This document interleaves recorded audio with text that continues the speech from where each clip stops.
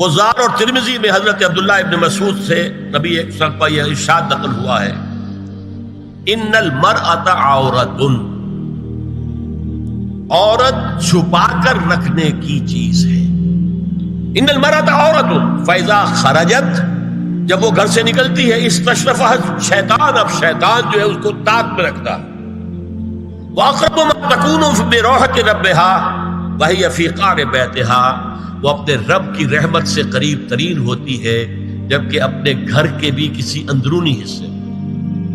اسی لیے فرمایا مردوں کے لیے مسجد میں نماز افضل 28 گنا، اور عورت کے لیے گھر کی نماز مسجد سے افضل، گھر کے صحن کی مسجد سے افضل، دالان کی صحن سے افضل، کمرے میں اس سے افضل، اور کمرے کی کوئی بغلی کوٹھڑی ہے تو اس میں سب سے افضل۔ یہ احادیث نبی اکرم صلی اللہ علیہ وسلم۔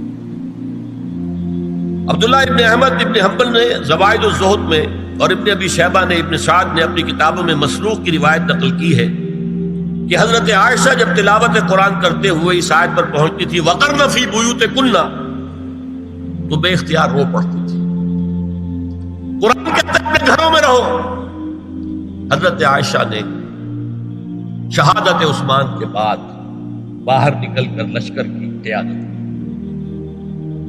پھر ساری عمر افسوس تھا کہ میں نے غلط کہا۔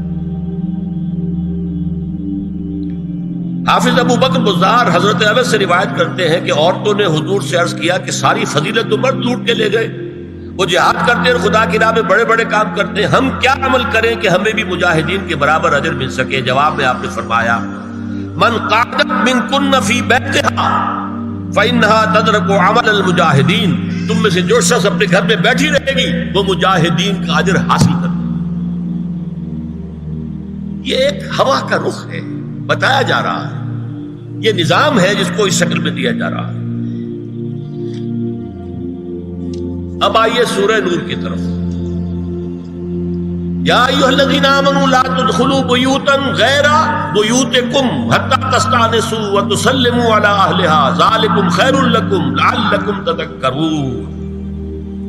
اہل ایمان ہرگز مت داخل ہو اپنے گھروں کے علاوہ کسی اور گھر میں جب تک کہ تم ان کے ساتھ مانوس نہ ہو جاؤ، اذن نہ لے لو، ان پر سلام نہ کرو، یہی تمہارے لیے خیر بہتر ہے۔ اس کے بعد تفصیل آئی ہے، اس میں میں اس وقت نہیں جا رہا۔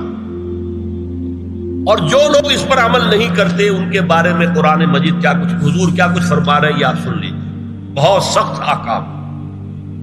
عن ابی ہریرہ رضی اللہ عنہ ان رسول اللہ صلی اللہ علیہ وسلم قال لو ان امرأ اطلع علیک بغیر اذن فخذفته بحشاة ففقعت عینہ ما کان علیک من جناح، متفق علیہ، بخاری اور مسلم دونوں کی ہے۔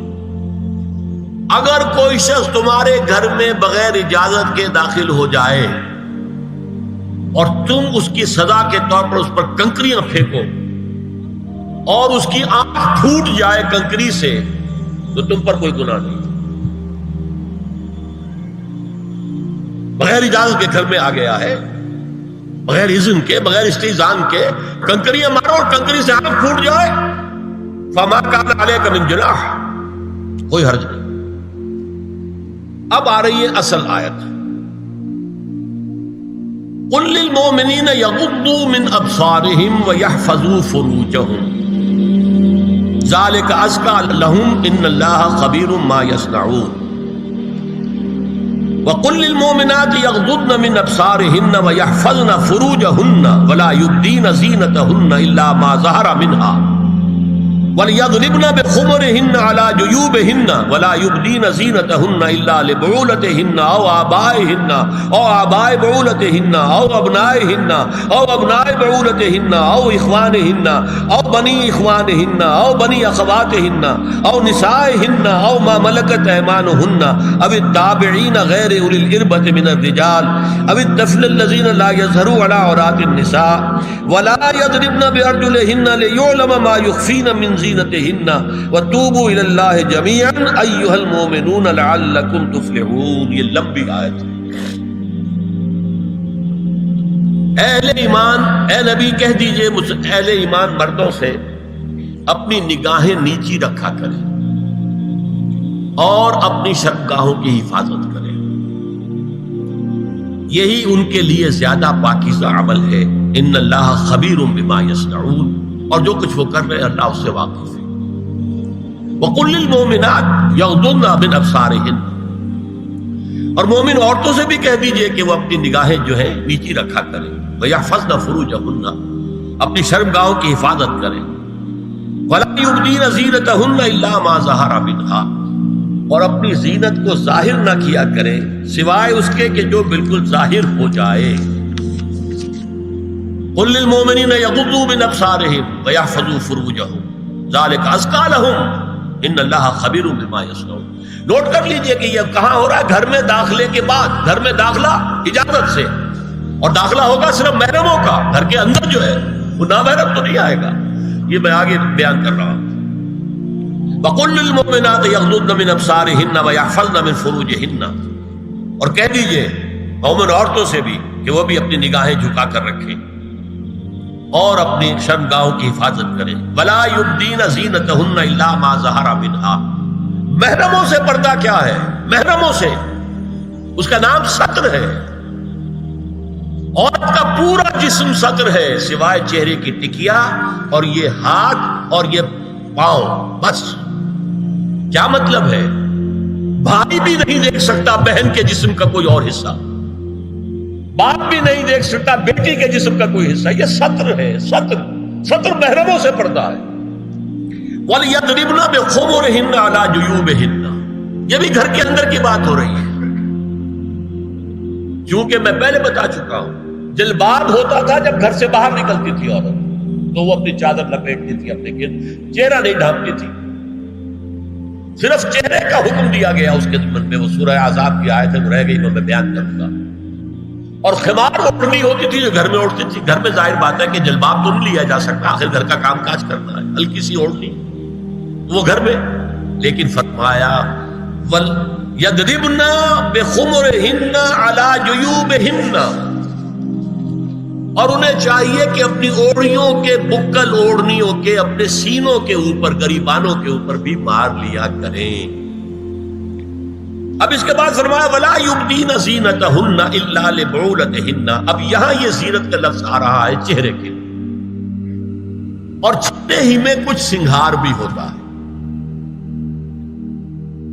اب ان کے لیے کہا گیا کہ چہرے کی زینت، تو چہرے کے اوپر اگر کوئی بناؤ سنگھار ہے، زیور ہے، اس کی زینت نہ ظاہر کریں، مگر اب یہ یہاں تفصیلی آئی ہے، جو محرم ہے ان کی تفصیل۔ تو فرمایا کن کے سامنے ظاہر کر سکتی ہے؟ الا لبعولتہن، سب سے بڑھ کر تو شوہر،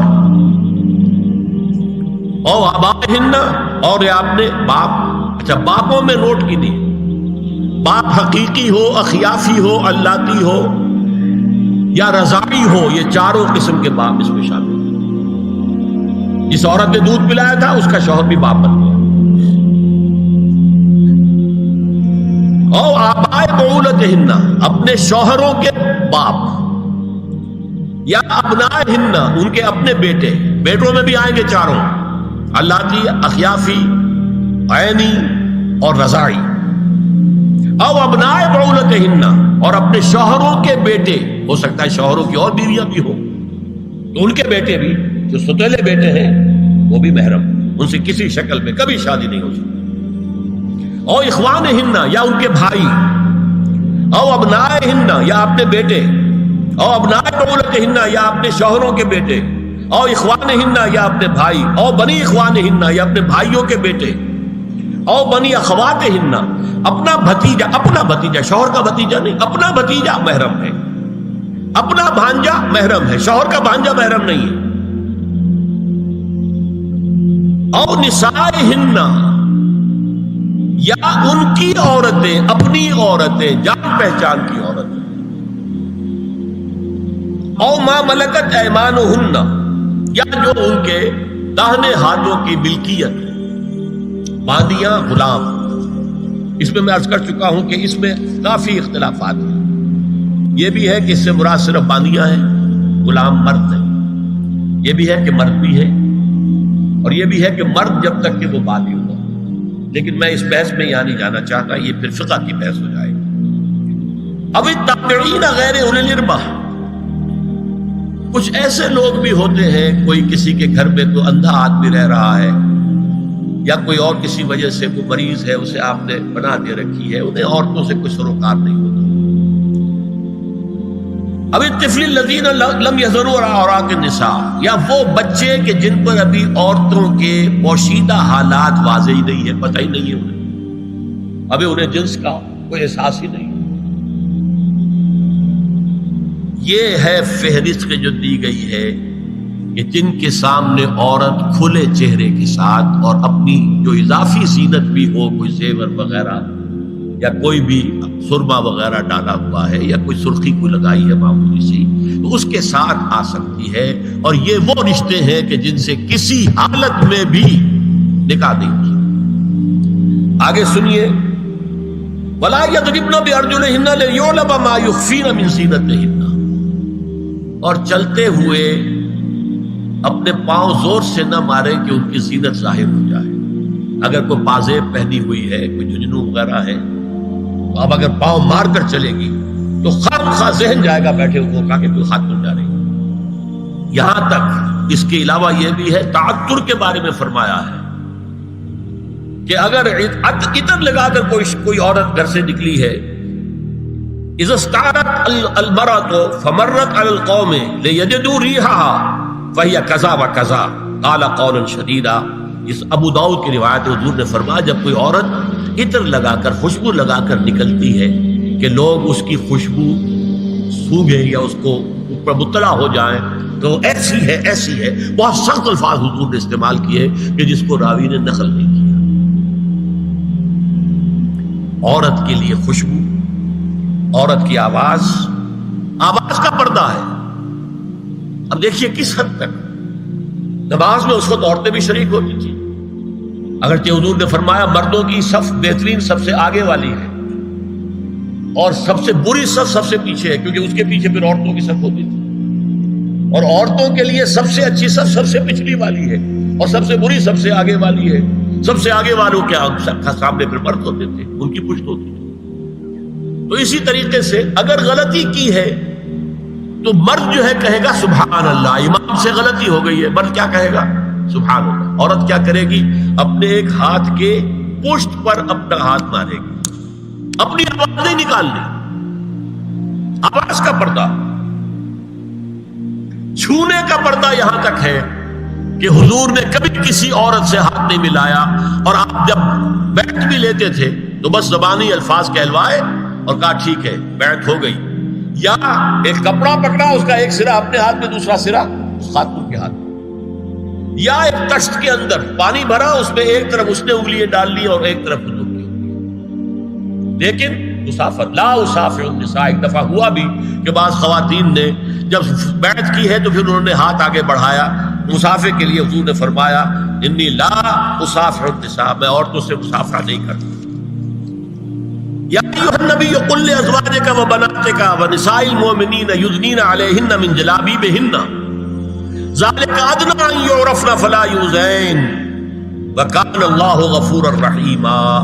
اے نبی صلی اللہ علیہ وسلم کہہ دیجئے اپنی بیٹیوں سے اور اپنی بیویوں سے اور مسلمانوں کی خواتین سے۔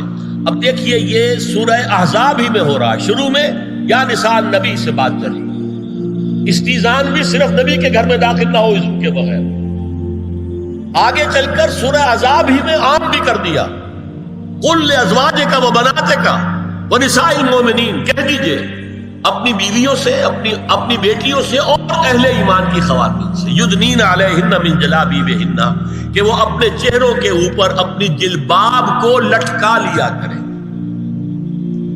چہرہ چھپ جائے۔ اب اس کی تفسیر میں چاہتا ہوں کہ آپ کو جو مختلف مفسرین نے کی ہے وہ آپ کے سامنے میں رکھوں۔